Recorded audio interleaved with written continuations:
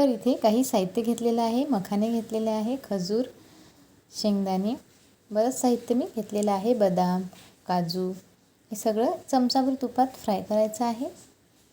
त्यामध्ये तीळ घालायचे आहे आणि चांगलं भाजून घ्यायचं आहे. आता यामध्ये मखाने ॲड करून मखाण्यालासुद्धा भाजून घ्यायचं आहे. या पावसाळ्यामध्ये हा शक्तिवर्धक लाडू तर व्हायलाच पाहिजे. हे सगळे जिन्नस भाजून तयार आहेत. आता याला थंड करून आपण मिक्सरच्या भांड्यातून काढून घेऊ. यामध्ये चिमूटभर मीठ घातलेलं आहे. गोडाच्या पदार्थात मीठ घातल्यामुळे अतिशय मस्त चव येते.